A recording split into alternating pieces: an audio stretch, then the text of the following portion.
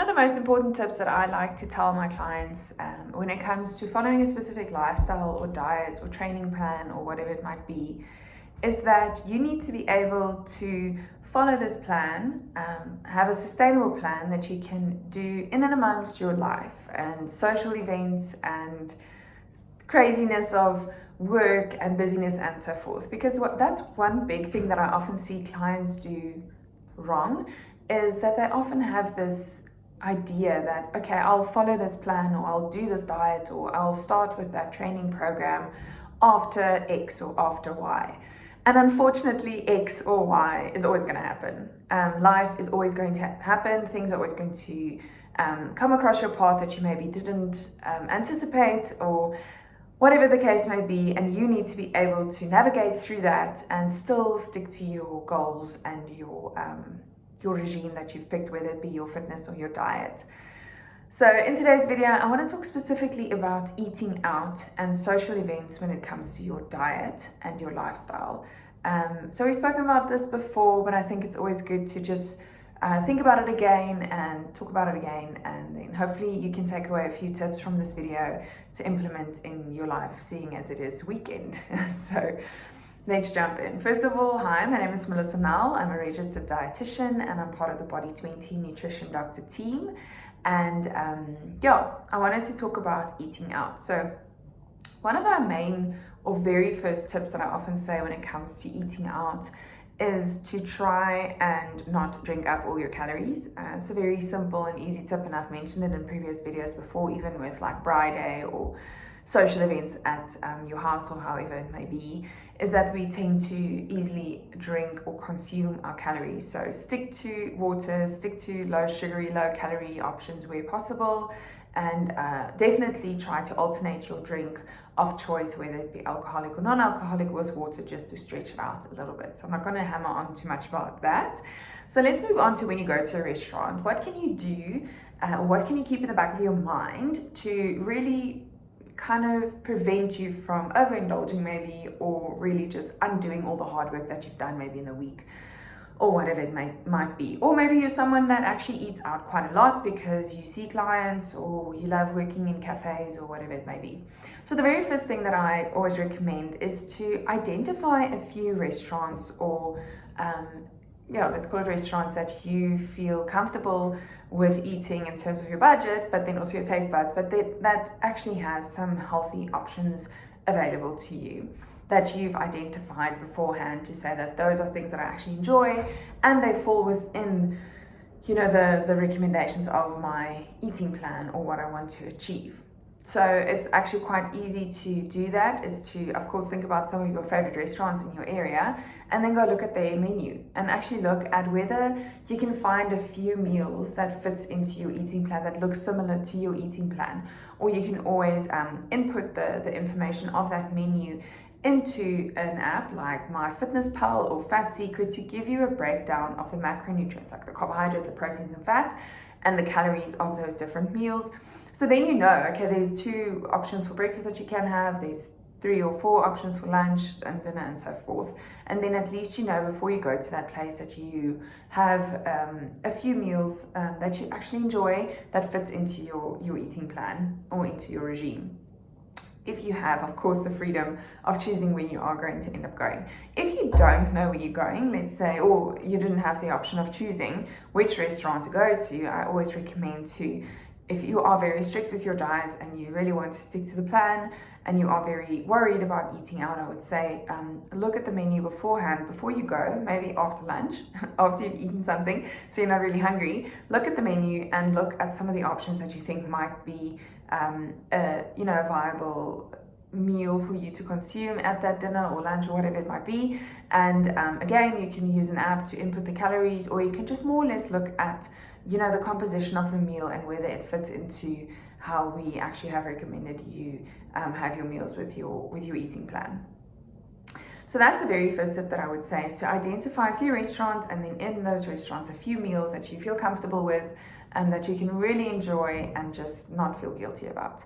Let's say you do want to go out for a special occasion or to a restaurant and you really want to indulge. You want to do the whole full Monty, you want to do breakfast, starter, main, and dessert, and aperitif, or whatever it might be, that's okay. I mean, it's completely normal and it's good to do that. I mean, special occasions come around now and again. I do recommend that it sticks to a special occasion and not something that you do every single time you go out to eat. But if that is the case, let's say you are going to dinner tonight for your anniversary or whatever it might be, I do recommend that maybe the day leading up to the evening, try to be as conscious about what you are consuming as possible. Also, because you don't want to spoil the food when you get there. I mean, you don't want to overeat during the day, and then when you get there, you're actually not even that hungry.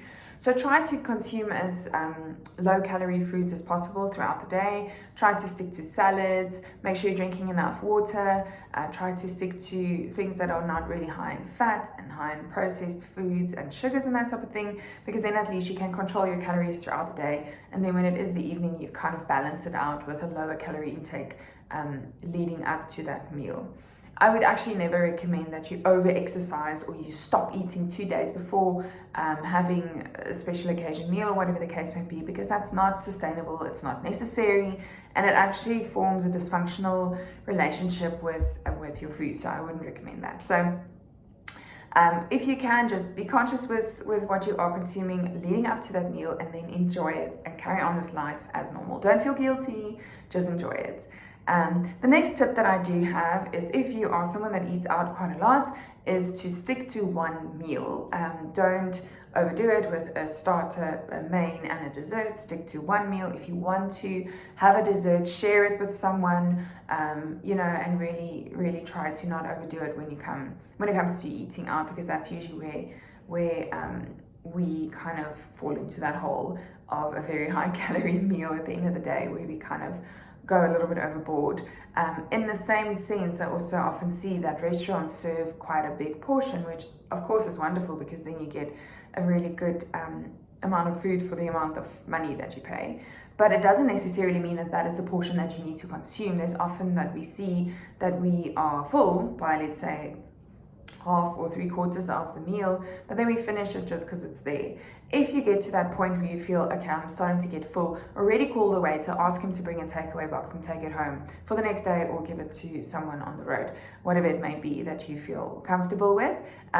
Is really, unfortunately, if the food's going to be in front of you, maybe just nibbling on it, and then you actually feel overfull and you feel bloated and not nice. So when you start getting to that point of feeling full, I would recommend calling the waiter for the takeaway box, and then already putting it in a takeaway box, or sharing it. Again, sharing a meal with someone is always a good option. So just general tips when it comes to choosing your meals when it comes to restaurants and eating out is, of course, that typical principle of, if you have your plate and you divide it in half, try to fill up half of the plate with salad and vegetables. So choose the side salad or the side veggies as an option, rather than having the chips or the baked potato and that type of thing. Then of course the other half would then be the starch or and the meat. And usually when it comes to like roasted vegetables and those types of things, they often already have starch in it. So then ask for side salad and veggies, or try to divide your plate up into half being salad or veggies, and the other half then your starch and your meat. The other thing that I always recommend is to ask for the sauce on the side. So make sure that they don't add the sauce to your meat already. Ask for it on the side, because then at least you can kind of see how much you are adding to it, and you can be more conscious about the amount that you're adding to your meat. And if you can go without the sauce, even better.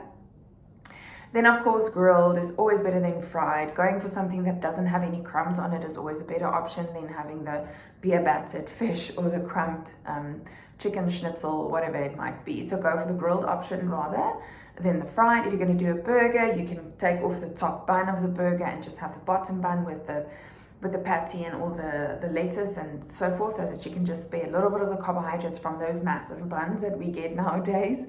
Then of course, again, like I said, just be mindful of your drinks. Try not to have too many sugary drinks like Coke or milkshakes or whatever it might be. Stick to water where you can, and really try to enjoy your food. I mean, you're paying so much money for that meal. Really savor every bite.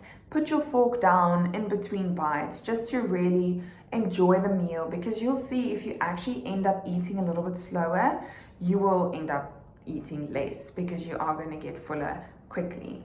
So, and then of course, like I've said, you can take the takeaway for the next day or whatever it might be.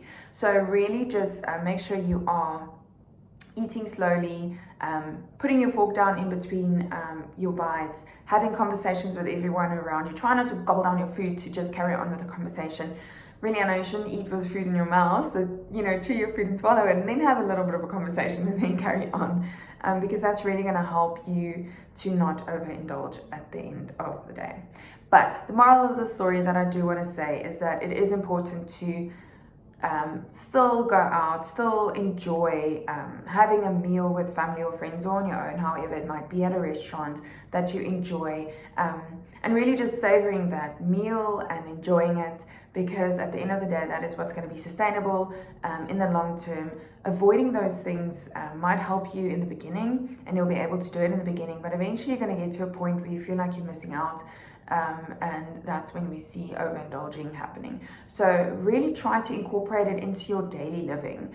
See how you can work around it. Like I said, there's always going to be something that's going to come up. There's always going to be a wedding, or it's going to be a baby shower, or it's going to be a holiday, or whatever it might be. You need to be able to work within that, and just by slowing down and thinking a little bit about it, looking at the menu beforehand, is already gonna help you, and maybe just implementing a few of these tips that I've just mentioned today.